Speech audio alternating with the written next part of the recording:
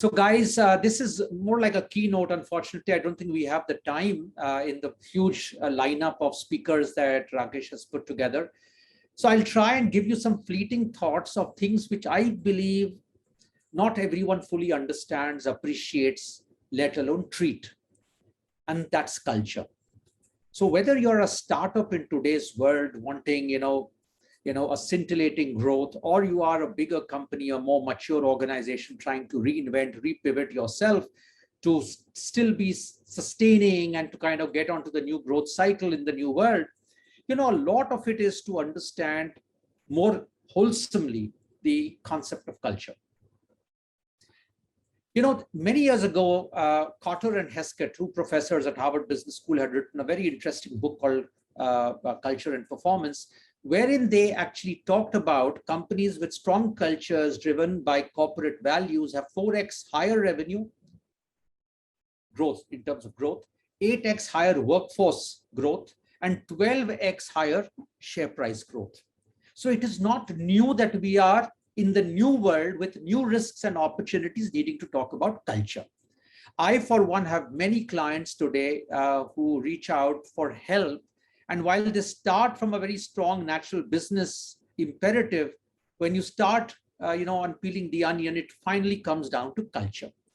And therefore, to me, organization effectiveness itself is a triumvirate between your system and processes, your talent or leadership, and culture. Unfortunately, we are not able to treat it, with the attention that it deserves. So I thought I'll start the keynote by giving you a little flavor of culture. So as you listen to the other sessions, you'll keep at the back of the mind what you do implicitly or explicitly is impacting the culture of your organization, right? So that is very, very important. Now, whether there is cause or correlation to explosive growth, to the culture, to the growth aspirations, is a matter of debate. But the fact is that there is definitely an impact influence which is significant as far as growth is concerned. I want to, and I'm sorry, I'm going a little fast because I want to leave you with some books. There are 3 reasons why we should be thinking about culture today, even more seriously. One very clear issue is about enterprise value outcomes. What does your enterprise seek to achieve? Now, it could be growth, it could be market share, it could be a financial measure, but what are the mission outcomes? It could be ESG. In today's world, a huge focus is on ESG. So whatever the parameter that is relevant, I think culture somewhere impacts and influences your enterprise value outcomes. Second is cost. Not just people cost, but many other ways of cost of business. And therefore, what are the relevant cost metrics for you, for your business? Even if you look at employee productivity, what is the best measure of employee productivity? These itself are issues of choice, and these are strategic picks you need to make. And the third that I want to highlight is risk. And maybe some other day when Rakesh invites me, I'll talk about people risk in more detail, but I believe the companies have not yet understood fully the power of people risk. They are all in the zone of compliance checklist, but they don't understand people risks itself. And today, in the context of growth and the risks that are there, because technology is changing, customer preferences are changing, there is nothing which is kind of a given. How well do you do your heat mapping of risks in your organization? What about data exfiltration? What if your consumer just is taken away by a competitor? What other business continuity issues do you see? COVID has been a recent example, but I'm talking a little beyond COVID. So at the end of the day, the risks and opportunities are very important. And your culture approach has to answer all these 3 broad question areas. And therefore, it is very important that if you're able to manage upstream better, which is your cultural context better, possibility is that you will manage your downstream more effectively. That's the ballpark sense of visualizing. So if you shut your eyes and you imagine this is what culture is supposed to do. But very quickly, let me give you a little flavor of what is culture. Even people in HR don't fully understand what is culture. Many a time, when I meet clients or discuss, with clients, it is all nice to put the same trite thing on the walls or on the, boards or on the slides. But culture for me is very simple. It is a smell of the place. How do people in your organization think, behave, relate, deliver experiences and outcomes? For me, that is all that is culture. And you just have to experience it. You've got to just sit and observe. You've just got to kind of keep your ears open, and you will hear a lot and experience a lot of what is culture. But think, behave, relate, deliver, experience and outcomes. Many a time people say, Prabir, uska culture acha nahi, us company ka culture kharab hai. I very strongly disagree that there is a good culture or a bad culture. The more important question to ask is your culture aligned strategically to your game plan? In other words, it is not just a follow through of strategy, it is an integral part of strategy. Culture is a strategic choice that you make. It is not inheritance. Even if you're starting from scratch, you have a choice of shaping the culture in the way it will be. If you have inherited a culture, it does not mean it is gospel. You can change the culture, provided it is relevant for the strategy that you've chosen to embark on. So at the end of the day, culture can be an enabler or a big risk to strategy. But unfortunately, boards down, people don't fully comprehend, because the bias of the left brain always triumphs, the right brain. But that is why 3 years later, 2 years later, a year later, they'll again kind of stumble and say, hey, we are stuck, because they did not understand and appreciate what culture truly means. It's not moral science. It's not about saying integrity is an important value. It is about saying what makes this business strategy succeed. Anything which does not or which hurts is out. It doesn't matter how fancy it was, where you lifted it from. The question is, it must be in the pursuit of your success. So therefore, whether it's a workplace or workforce or workplace, I love these lines, is your culture addressing the kind of workplace you need to be, the kind of workforce you need to have, the kind of work pace that you need to do. And maybe two companies and two industries could be in a very different, set of environmental situations. So please choose with care. I also now want to talk, therefore, if you're going to be thinking about culture, think of culture like River Ganga. It starts from the Himalayas, it flows through the plains of some of the biggest states, and finally merges into the Bay of Bengal. And there are tributaries, smaller rivers, which kind of carry their own little water into the Ganga. And there are distributaries which take water away from the Ganga and take it elsewhere. Culture is like that. Culture is not static. Culture is not fixed. Culture is not necessarily boxed in. So the tributaries are things which impact culture, at least as an image. Keep that at the back of your mind. And as you go through these 2 days, and as you go back to your workplace, question which of those tributaries are creating the kind of distributaries that you're experiencing. And is that okay or not okay? Is it good enough? So tributaries are things like business models, assumptions behind business models, leadership, the managerial flavor that you have, talent in itself, the organization design, architecture, structure, how many levels, how wide, how deep. What do you reward? What do you recognize? Maybe you want to be an innovative company, but all that you're rewarding and recognizing is compliance, compliance, and compliance. How will strategy ever succeed? It will not succeed. And it may have succeeded in the past, but what has worked in the past is no reason for it to succeed now. So you should be proud of your past, but never be a prisoner of your legacy. Important issues for companies to recognize. Sounds simple, but it is sometimes very counterintuitive. How do you manage talent? What is talent to you? Right? All of these are tributaries. They impact in some way the culture that becomes. And what are distributaries? Your employer brand, your reputation. How risk averse are you as a culture? How innovative are you as a culture? Does the culture have a premium on holding people accountable, teams accountable? Are you mediocre? Are you differentiating? Are you a high performance culture? Are you a lifelong, nice fuddy-duddy, but nice, comfortable culture? High sense of ownership culture, high socialistic culture? What is the speed in which the company moves, how agile, all of these are experiences and outcomes of the culture you are. So just keep in mind tributaries and distributaries, right? That is very important. I also want to leave you with a thought, because a lot of people ask me, but Prabir, my business in here is different than my business here. There will always be a supra culture, but I strongly believe subcultures must exist. It's in the interest of respective businesses and even functions. How can audit actually have exactly the same culture as sales? Overall, yes, but what are those two other dimensions of subculture which you will call out in sales as different in audit, right? It's possible. So there is no direct conflict. It's about juxtaposition. But it's important to keep strategically the concept of cultures and subcultures in mind. And culture always evolves. Many a time we kind of say, this is our culture. Nothing wrong with it. But be aware, when you actually have a very hardwired culture, the people you hire, the way people make decisions, the way people think, actually negates pluralism and promotes groupthink.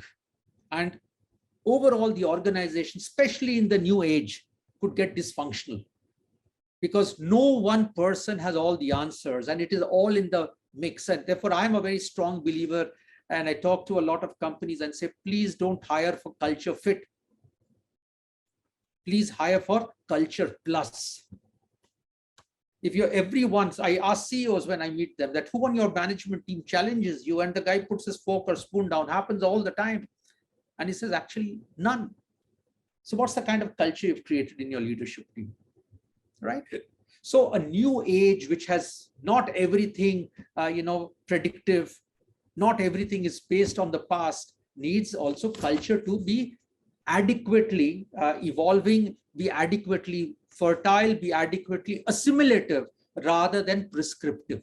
This is my personal view, but it's all okay for people to say, no, this is our culture. Everyone has to be that way.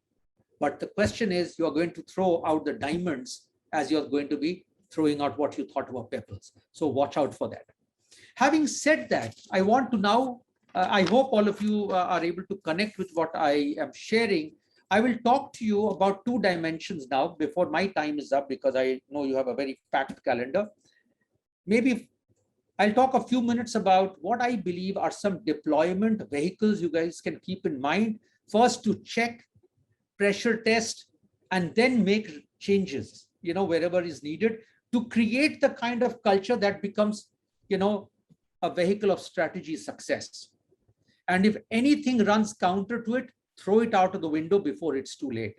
So I have pinned down 10 steps or 10 areas that might help you. First is about communicating intent and logic. Why should our culture be what it is, or what we want it to be? Why should it change from to whatever it is? What are therefore the values and behaviors, observable and relatable behaviors, that therefore will change? Otherwise, it will appear like big English. What aspects of behavior do I want to see when I want to ensure a collaborative culture? It can't be a laundry list of 25 things. What are those 3 things that in this company collaboration means in terms of behavior? And why is it that we are wanting to change? How does it add up to strategy? So it's a very important piece of this entire exercise, building the logic, communicating the logic, so that people understand. They have an opportunity of assimilating, even if not agreeing. Because if there is disagreement, there can be conversations. But if there is no communication of logic, each one will receive it in the manner he or she feels that person understands. So that's the first part. Second, very important part, and when I say this, you will be surprised, is organization design. You can do what you will, but if you don't design your organization according to the culture you want to be. So let's say you want to be a very flexible company. You cannot create a 12-tiered hierarchical organization just because you want to give notional promotion, because in India particularly, everyone wants to feel my title changed 3 years. I mean, that is a very, very stupid and short-sighted way of looking at it. And people are not willing to bite tougher bullets. So how matrix should it be? How network should it be? How tall should it be? How wide should decision-making be? Can you push decision rights lower in the organization and hierarchy? These are very important calls that you need to make. So organization design is a very, very integral aspect of how organizational culture gets impacted.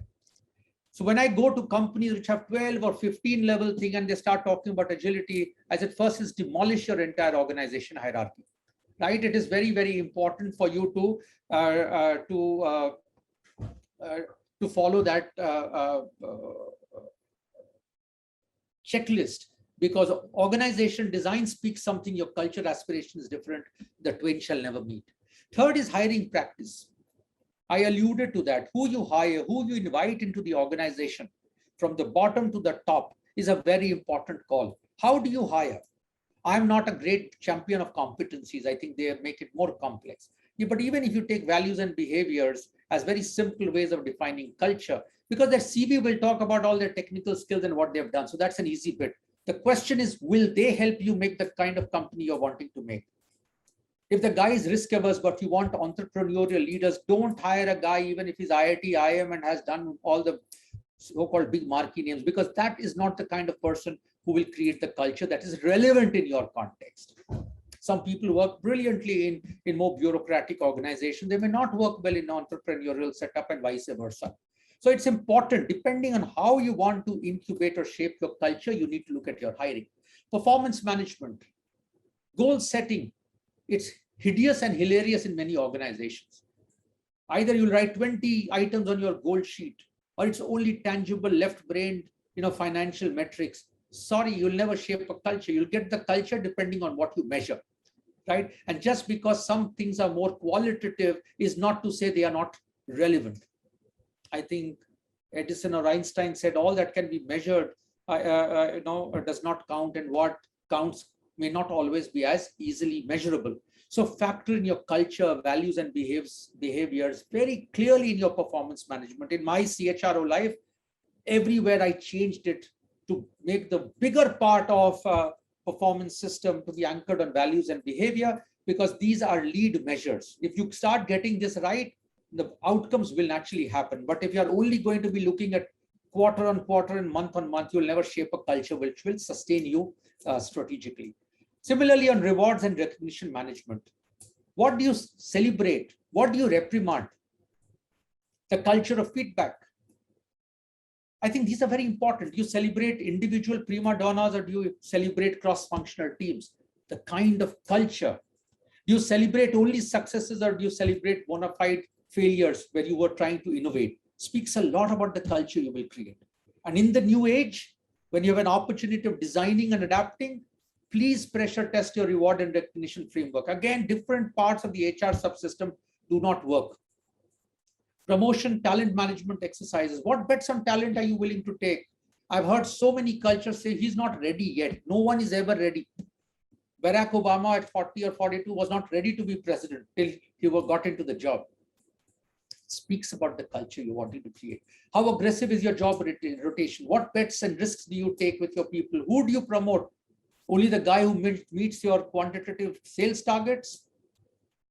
Is that really the kind of leader who is going to be an enterprise leader? Often is the case. It is done like this, but it is often also one of the biggest failures of why talent somewhere plateaus, because you promoted the wrong set of people to the wrong set of roles. Leadership modeling. How do leaders come across? How do they run their review meetings? What are the rituals around these meetings? Do people speak up? Are there too many people sitting in that meeting? Is everyone heard? How skip level are they? Are they willing to receive feedback? Are they vulnerable to share feedback which was not very positive with their teams? All of this shapes the culture, because what a leader does is what people will role model. So in the era of growth and discontinuous growth, opportunities and risks, how well are you able to repivot your leadership behavior? People will not change for you. You have to change for people and for the context. Part of cultural agility. Your entire policy framework, particularly in HR, often very cumbersome. The KISS principle works best. Keep it simple, stupid. Delegate as much. Why do certain things have to travel 3 levels above? Why can't you push things to self-approval? In Reliance, it was a very different state. 24, 25 policies in one fine morning. I moved to self-approval. Even the junior most employee could self-approve travel anywhere in India. Or someone will abuse. The guy who abuses, sack the guy, but you don't design policies for 100% compliance. So it's a mindset of the culture you want to kind of create. Challenge, what you think is not in line with whatever it is. Storytelling is a huge part of your deployment agenda. Build story banks, create stories. They talk about what you want to see in the organization. Stories which sustain, simple, small stories, but it doesn't get done. And finally, your PDCA, plan, do, check, act, do the entire thing and say, where is the ball falling? What else do I need to do? And you need to do far quicker and faster this than when times were more longitudinally stable. So this is what is about deployment. I will, since I lost a little bit of introduction time, I'll just take 2 more minutes. I know it's 3:30, 2 more minutes to wind up. I would finally want to focus the spotlight on you guys, you in HR. And of course, before I come to HR, culture change will as much need to be reflected in your business processes, all your business processes. If you talk about agility, as a partner, there are clients of mine who pay me within 24 hours. One actually asked me 5 days before, Prabir, can you raise your invoice because we have 5 days of processing time. Great examples. But there are also clients who in 90 days, don't pay. What does it talk about agility? Experience. It doesn't matter what you put on your walls. It's finally the experience I go through. So businesses experiences, business processes as much as HR processes. Finally, role of HR. I believe HR, the function is different from HR, the agenda. HR, the function, you are only a handmaiden to HR, the agenda. How many things do you actually as team HR do which impacts culture and the experience of the end employee? Most of it is done by their managers. A lot of it is done by their peers, and only a little part is actually done by HR. So my first suggestion is, please co-create values and behaviors with your leadership. Help them understand, challenge them, explain to them why these values or these particular behaviors are very integral to our strategy or success of our strategy execution. Second, stop doing. Learn to handhold. HR loves to do things because it's comfort zone. Line managers also love to kind of throw things up. You just do it. It's an HR process. The more you fall in the trap, you will never be a strategic function. Handhold, get them, equip them, train them, coach them, facilitate them to do their own job or to do the job as a people manager. It is your biggest job if you want to adapt the culture to the new age. Stay honest. I wish I saw more courage in HR teams in many companies, starting from the CHRO. They're all too busy surviving, keeping their jobs. But culture change or culture transfusion or culture enhancement will need you to stick your neck out and call out things which are not happening, right? Including with the chief executive. I mean, I still have my head after all these years, and I was not the most convenient CHRO, I can assure you, for a chief executive. But good chief executives will respect and value you and your business, or clients who are there at different levels. So stay honest yourself. Track, measure, but encourage where you need to encourage, but call out. This is integrity. And I would love to see Team HR do a better job than what I see being done today. Keep pivoting your HR system, practices, processes. Everything can be improved and better aligned to the culture you need to do. Nothing is cast in stone. Just because you changed it a year ago does not mean that you cannot tweak or review that. That's how the nature of the beast is. People have told me in my CXO life, Prabir, when will change stop? I said, whenever customers stop changing their preferences. I would joke in Tata Motors, guarantee me customer loyalty for the next 10 years. I won't challenge or question anything. But we live in a new world. And I think it is very important for us to make sure that we are all the time keeping our tools very chiseled. Deliver your promise beyond transaction. You will be treated the way you offer yourself to the people who experience you. Change the narrative, change the conversation, repivot that. And finally, most important of all, work at building your redundancy. HR will never be redundant, not in my lifetime. but work at your redundancy. A lot of what we do in HR is actually talking the old culture, is sustaining the old culture. You've got to dramatically ask yourself some tough questions that if I did not exist or did not need to exist, how could I add the most strategic value? And for this purpose today, in the area of culture shaping or culture enhancement. So these are some thoughts, provocations. You don't have to agree with me at all. It's only a point of view. It is not the point of view. But I think it is useful for you to just make whatever, if you've connected with any question, think about it, take these issues down. I wish we had time to take some questions, but otherwise I'm always on LinkedIn, Twitter, wherever else that you need to, Insta. So connect with me, and let's build on this conversation, and wish you all an outstanding 2 days of learning together. Take care. Back to you, Rakesh.